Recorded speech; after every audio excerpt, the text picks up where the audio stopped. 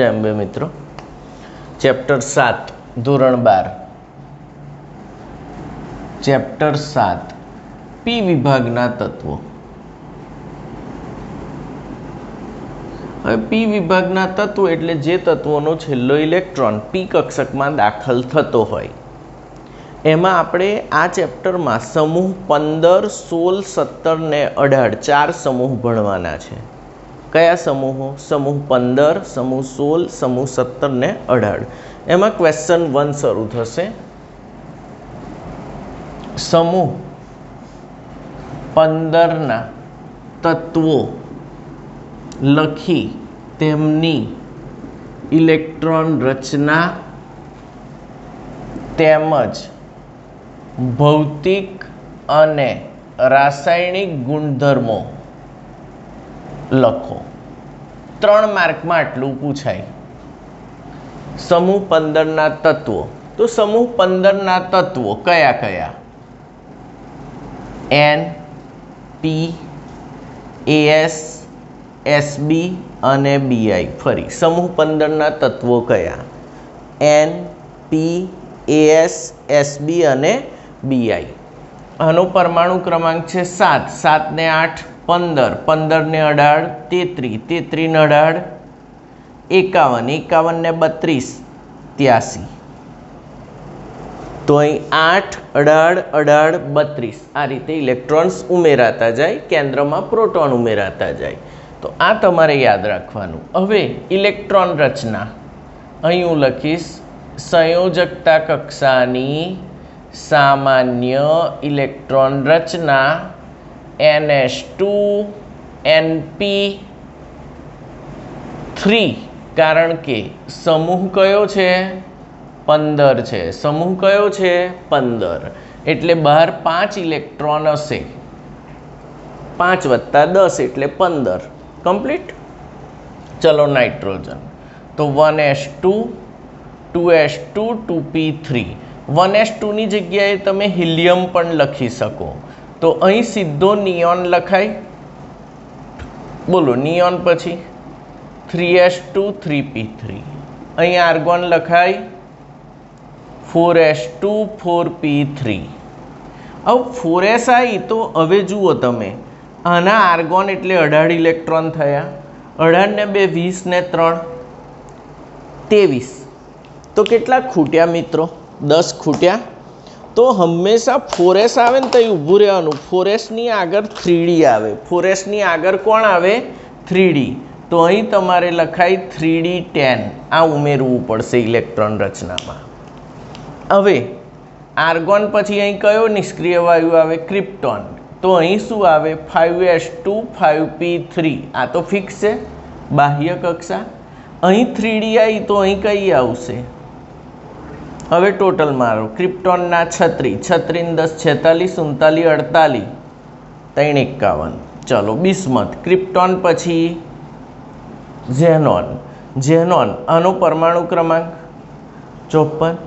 5s नी जग्याए अहीं शुं आवशे? 6s2 6p3। वात साची? चलो 4d छे तो अहीं 5d आवशे ज। 54 ने 10 64 65 66 ने 3 69। केटला खूट्या? 83 पूरा थवा। 14 खूट्या। तो 5d नी आगर कोण आवे? 4f 4f 14। आवर्त नंबर 2, आवर्त 3, आवर्त 4 5 ने आवर्त 6। आवर्त 7 में 115मु तत्व मॉस्कोवियम है। क्यू तत्व है? मॉस्कोवियम। रेडियो एक्टिव तत्व है। बहु शोध थई नथी, एना विषे मळतुं नथी, छतां शोधायेलुं तत्व है। ज़ेनॉन पछी कोण आवे? रेडॉन। 4f पछी 5f 6d10 7s2 7p3। बाह्यतम कक्षानो क्रमांक ए आवर्तनो क्रमांक है। कयो आवर्त आवे? 7मो। कयो आवर्त आवे? 7मो। तो आ तमारी इलेक्ट्रॉन रचनाओ थई। हवे एना विषे माहिती आपो। तो एन अने पी बंने अधातुओ छे। एएस अने एसबी अर्धधातु एटले मेटेलॉइड गणाय અને બિસ્મથ ધાતુ તત્વ ગણાય. બિસ્મથ કેવું ગણાય? ધાતુ. આ તો રેડિયો એક્ટિવ છે, એટલે એના વિશે બહુ લખવાની જરૂર નથી. તો તમને આટલી માહિતી મળી ગઈ. મોસ્કોવિયમ છેક છેલ્લે. હવે ભૌતિક ગુણધર્મોની ચર્ચા કરીએ. ભૌતિક ગુણધર્મો. તો પહેલું, સમૂહમાં ઉપરથી નીચે તરફ જતા સંયોજકતા કક્ષાનો મુખ્ય ક્વોન્ટમાંક n સતત વધે છે. જુઓ તમે, અહીં સંયોજકતા કક્ષા કઈ હતી? બીજી, અહીં ત્રીજી, અહીં ચોથી, પાંચમી, છઠ્ઠી. તો સંયોજકતા કક્ષાનો મુખ્ય ક્વોન્ટમાંક n સતત વધે છે. ધેરફોર સંયોજકતા ઇલેક્ટ્રોન કેન્દ્રથી સતત દૂર જાય છે. કેન્દ્રથી સતત કેવો જતો જાય છે? દૂર. ધેરફોર પરમાણ્વીય ત્રિજ્યાઓ વધે છે. પરમાણ્વીય ત્રિજ્યા શું થાય છે? વધે છે. નાઇટ્રોજન કરતાં આની વધારે, આનથી આની વધારે, ઉપરથી નીચે જતા. આયનીકરણ એન્થાલ્પી શું થાય છે? ઘટે છે. વિદ્યુત ઋણતા પણ ઘટે છે. ધેરફોર ધાત્વિક ગુણ વધે છે. ધાત્વિક ગુણ શું થાય છે? વધે છે. આ અધાતુ છે, આ અર્ધ ધાતુ છે. છેક છેલ્લે શું આવે છે? ધાતુ. વિદ્યુત ઋણતા ઘટે તેમ ધાત્વિક ગુણ વધે છે. તો આ એના ભૌતિક ગુણધર્મોની ચર્ચા થઈ. આટલી. પહેલી ઇલેક્ટ્રોન રચના લખી, હવે ભૌતિક ગુણધર્મો લખ્યા. આનો એક માર્ક, આનો એક માર્ક. હવે રાસાયણિક ગુણધર્મોની વાર્તા કરવાની છે. તો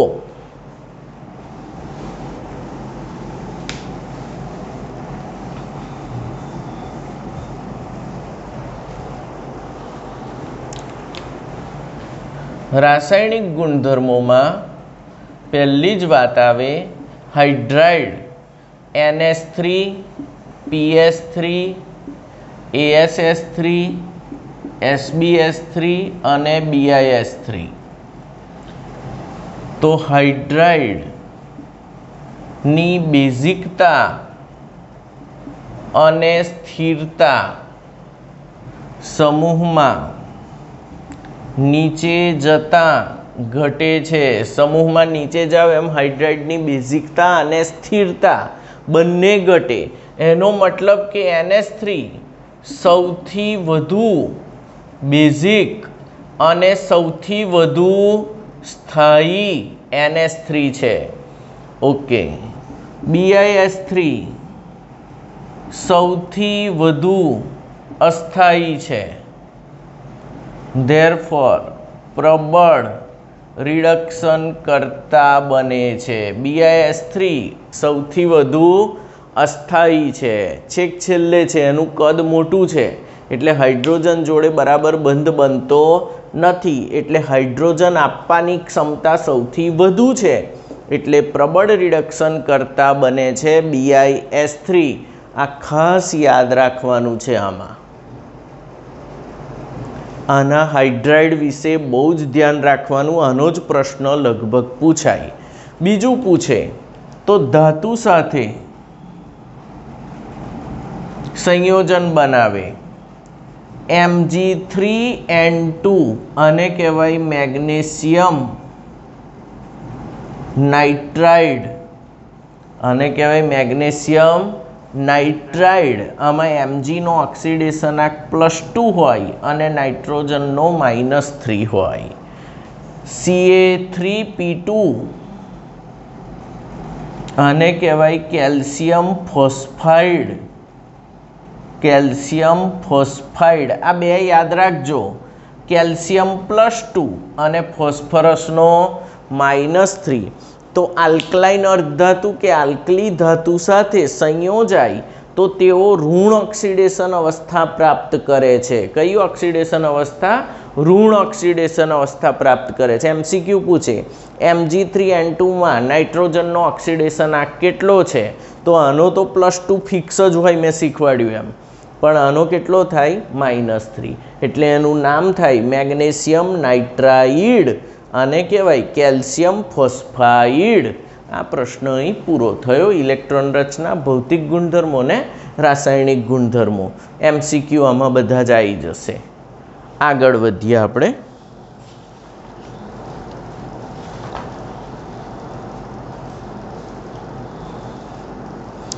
કોયડો 7.1 ને 7.2 ખાલી વાંચી જજો. PS3નું ઉત્કલન બિંદુ NH3 થી કેમ ઓછું? એટલે ભાઈ NH3 માં પ્રબળ હાઇડ્રોજન બંધ હોય ને આમાં નિર્બળ હાઇડ્રોજન બંધ હોય. જેમાં હાઇડ્રોજન બંધ પ્રબળ એનું ઉત્કલન બિંદુ ઊંચું.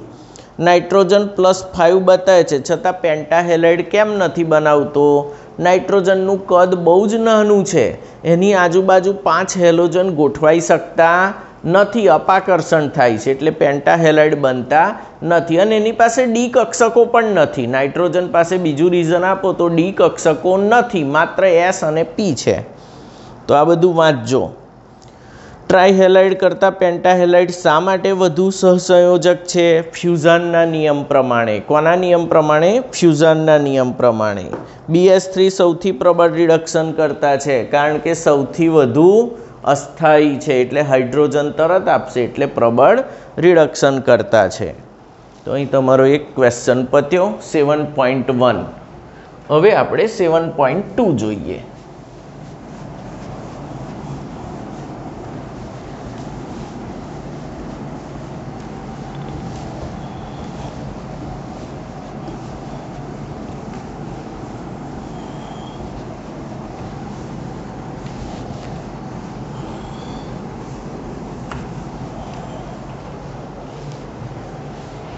હવે ટોપિક 7.2 માં ક્વેશ્ચન 1 જ આવશે સીધો, એટલે ક્વેશ્ચન 2 થશે આપણો મેઇન.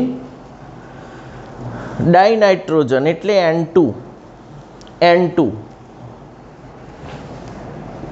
N2 ની બનાવટ, ગુણધર્મો અને ઉપયોગો લખો. તો આ પ્રશ્ન જનરલી 3 માર્કનો પૂછાય, એકદમ સિમ્પલ છે. ઔદ્યોગિક રીતે હવા જેમાં 78% N2 હોય અને 20% લગભગ O2 હોય નું પ્રવાહીકરણ કરતા N2 વાયુ મળે છે.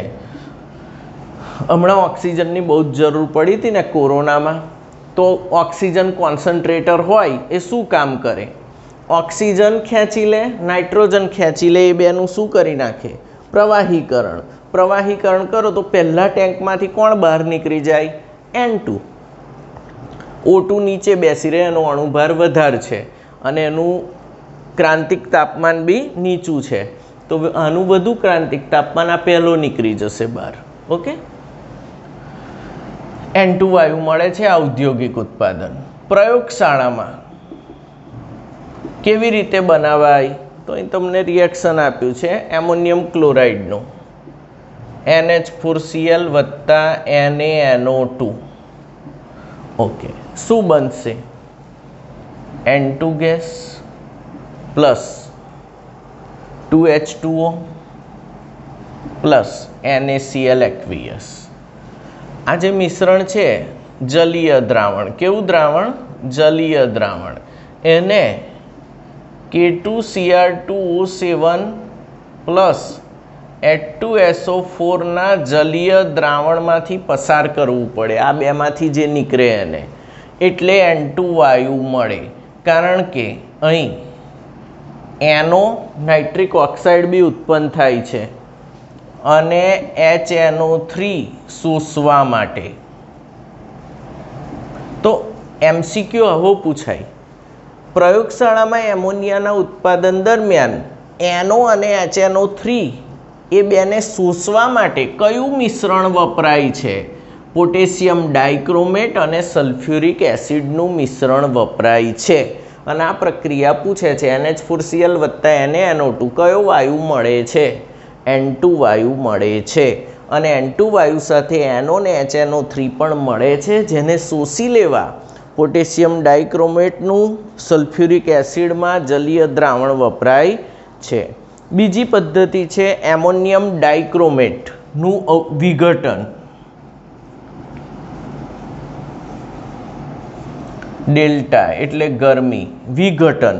આનું વિઘટન થતાં N2 વાયુ બનશે વત્તા H2O બનશે વત્તા Cr2O3 Cr2O3 ડાયક્રોમેટ બનશે, ક્રોમિયમ ઓક્સાઇડ. તો આ રીતે N2 વાયુ મળે છે. આ રીતે N2 વાયુ એમોનિયમ ડાયક્રોમેટ, આનું નામ છે એમોનિયમ ડાયક્રોમેટ. તો એમોનિયમ ડાયક્રોમેટના ઉષ્મીય વિઘટન દ્વારા N2 વાયુ બને છે. આ સમીકરણ પણ આવડવું જોઈએ. આગળ બનાવટના પહેલી ઔદ્યોગિક પદ્ધતિ, પછી પ્રયોગશાળામાં ખાસ MCQ માટે આ પણ યાદ રાખજો, પૂછાય છે. આગળ વધીએ ઉત્પાદનમાં.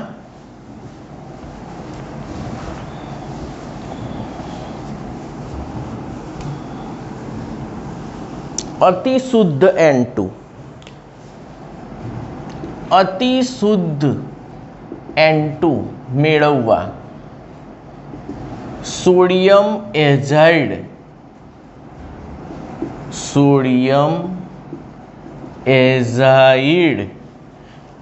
NaN3 સોડિયમ એઝાઇડ અથવા બીજો કયો છે બિસ્મથ એઝાઇડ BiN3 ટ્વાઇસ નું ઉષ્મીય વિઘટન કરવામાં આવે છે. ઉષ્મીય વિઘટન. તો આના 2 મોલ લઈ લો તો શું મળશે? 2 મોલ સોડિયમ પ્લસ 3N2. આ N2 ગેસ જે મળશે એ મળશે અતિ શુદ્ધ મળશે. ડેલ્ટા ઉષ્મીય વિઘટન. બિસ્મથ છૂટી પડી જશે ધાતુ વત્તા 3N2 ગેસ, આ મળશે અતિ શુદ્ધ.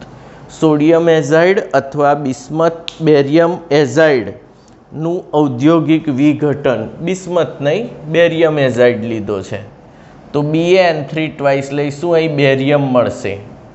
આ બેરિયમ ધાતુ છે. હવે ક્વેશ્ચન આ પૂછાય, બેરિયમ એઝાઇડમાં બેરિયમનો ઓક્સિડેશનાંક +2 છે અને Nનો ઓક્સિડેશનાંક -1/3 છે. કેમ? N3 માઇનસ આયન છે. કયો આયન છે? N3 minus. 3N નો -1 એટલે 3x = -1, તો x બરાબર -1/3. આ બહુ જ વાર પૂછાતો JEEનો ક્વેશ્ચન છે. બેરિયમ એઝાઇડમાં નાઇટ્રોજનનો ઓક્સિડેશનાંક -1/3 એઝાઇડ આયન રહેલો છે. આ આયનનું નામ શું છે? એઝાઇડ. N3- means azide. આ સોડિયમ એઝાઇડ. તો ફરી અતિશુદ્ધ N2 મેળવવા શું કરવું પડે? સોડિયમ એઝાઇડ અથવા બેરિયમ એઝાઇડનું ઉષ્મીય વિઘટન કરવાથી અતિશુદ્ધ નાઇટ્રોજન મળે છે. અતિશુદ્ધ નાઇટ્રોજન મળે છે. તો બનાવટ પતી ગઈ આપણી. બનાવટ પછી હવે ગુણધર્મોની વાત કરીએ આપણે.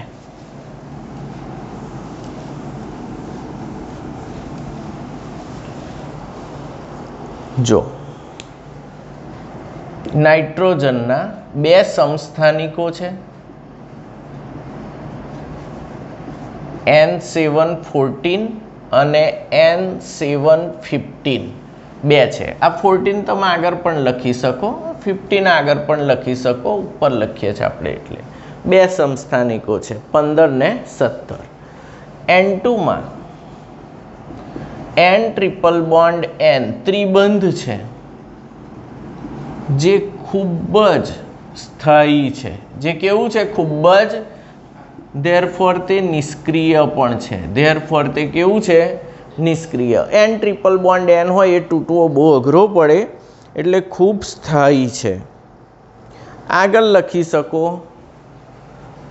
એટલે રૂમ તાપમાને પ્રક્રિયા કરતો નથી. તમ બહુ જાણીતું સમીકરણ N2 gas plus 3H2 gas 773 kelvin 212 દબાણ યાદ આવે છે gives 2NH3 gaseous હેબર વિધિ. કઈ પ્રોસેસ? હેબર વિધિ.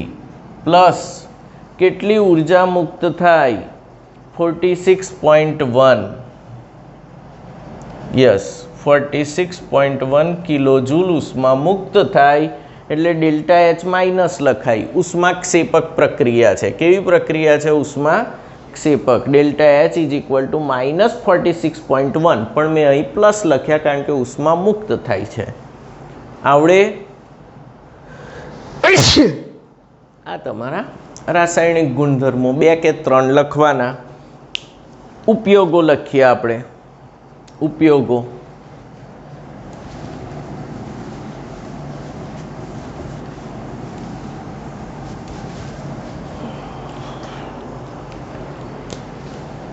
ઉપયોગ કયા કયા ઉપયોગ છે?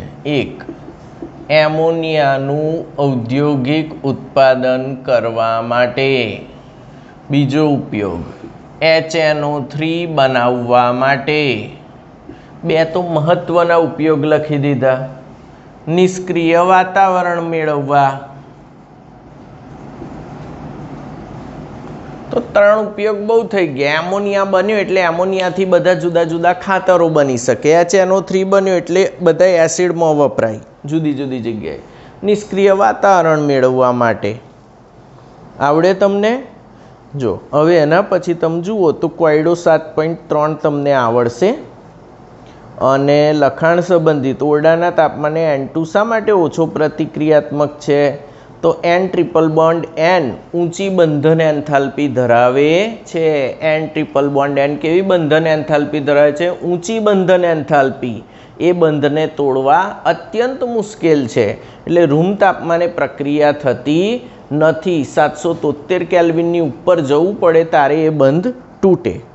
ગરમી આપ્યા વગર તૂટે નહીં.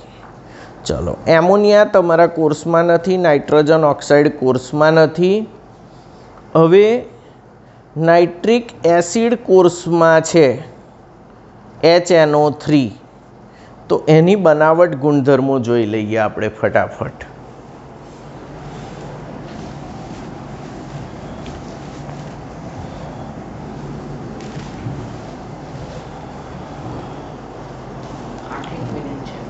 ટોપિક 7.5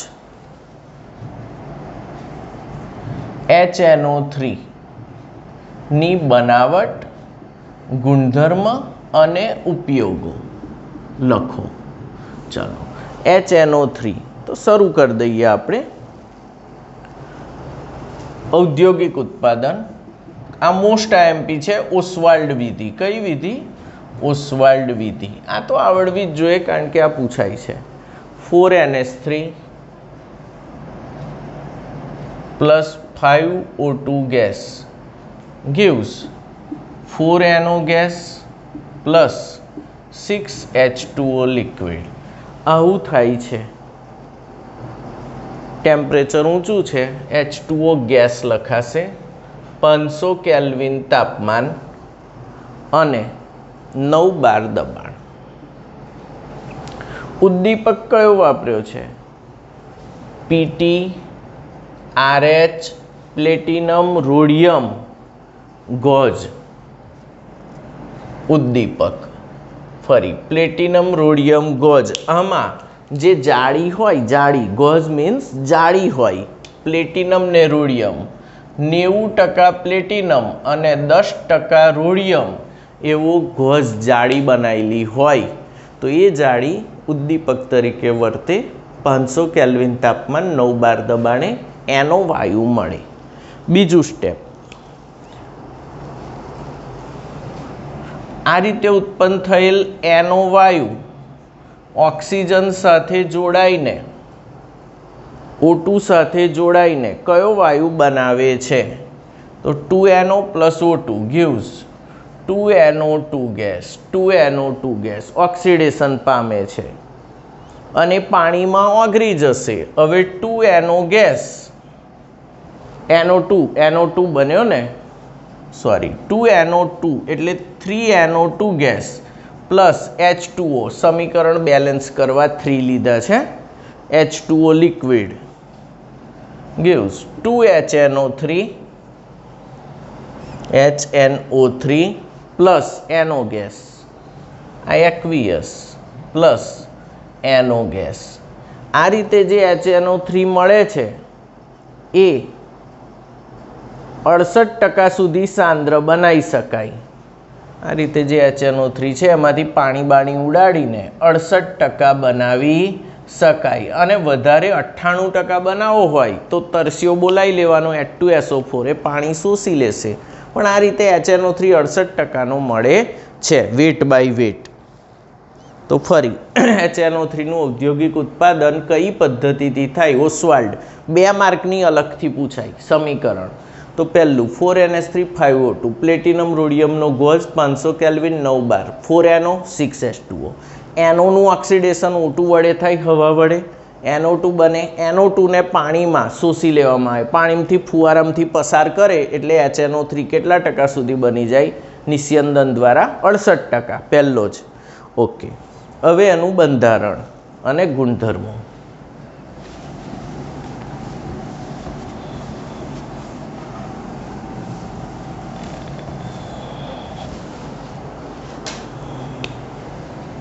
બંધારણ HON, એકો અહીં, એકો અહીં, આ રીતનું બંધારણ હોય છે એનું. HONO આવડે તમને? બંધ કોણને બંધ લંબાઈ ગોખવાની જરૂર નથી. અહીં આગળ લગભગ આ 102 ડિગ્રી અને આ 130 ડિગ્રી. આ ખરેખર 120 હોવું જોઈએ પણ 130 હોય છે. અહીં અબંધકારક રહેવાના એના લીધે. ખબર પડી? આ રીતનું હોય છે. ચાલો આગળ. બંધારણ ગુણધર્મો. તો રંગવિહીન, વાસવિહીન, પ્રવાહી હોય. રંગવિહીન, વાસવિહીન, પ્રવાહી હોય. નાઇટ્રિક એસિડ આપ્યું છે આ લોકોએ કે નહીં?